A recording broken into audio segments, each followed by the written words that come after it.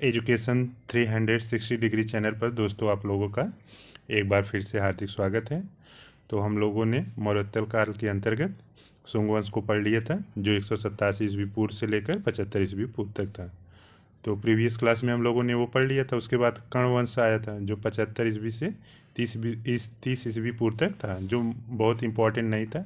बस इतना जान लीजिए कि शुंग वंश का जो अंतिम सम्राट देवभूति था, उसकी हत्या करके उसके सचिव वासुदेव ने 75 ईस्वी पूर्व में कर्ण वंश की नींव रखी थी। बस ये इनफ है। इसके बाद हम लोग आते हैं आंध्र सातवाहन में, मोस्ट इम्पॉर्टेंट है।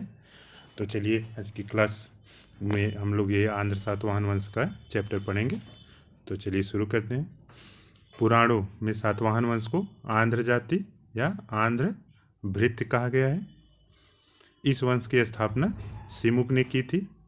जो हाईलाइटेड है दोस्तों, उसको नोट डाउन करते चलिए, मैं अंडरलाइन करता जाऊंगा। तो इस वंश की स्थापना सिमुक ने की थी। इस वंश के इतिहास के लिए मत्स्य पुराण तथा वायु पुराण उपयोगी है। आप लोगों को कमेंट बॉक्स में बताना है कि सबसे प्राचीन पुराण कौन सा है। तो जो मत्स्य पुराण और वायु पुराण है, ये हमें आंध्र सातवाहन वंश के जानने के महत्वपूर्ण स्रोत के रूप में है। तो आगे चलते हैं।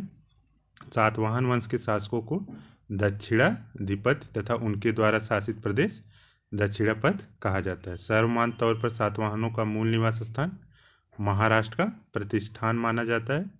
सिमुक का प्रथम सातवाहन शासक माना जाता है। इन्होंने ही स्थापना की, तो इन्हीं को ही माना जाएगा जो सातवाहन वंश का प्रथम शासक माना गया। आगे चलते हैं। अब देखिए, ये मोस्ट इम्पॉर्टेंट शासक यहाँ जो आंध्र सातवाहन वंश का ये मोस्ट इम्पॉर्टेंट शासक सातकर्णी प्रथम है। इस वंश का प्रथम योग्य शासक और उपलब्धियों में ज्ञान नायिका जानने का नासिक लेख प्राप्त होता है। जो सातकर्णी प्रथम है, ये जो योग्य शासक है, और इसकी उपलब्धियों को जो ये लेख है नासिक में मिला है, ये ज्ञान नायनिका है जो उसमें मिलता है। ये महत्वपूर्ण स्रोत है। आगे चलते हैं।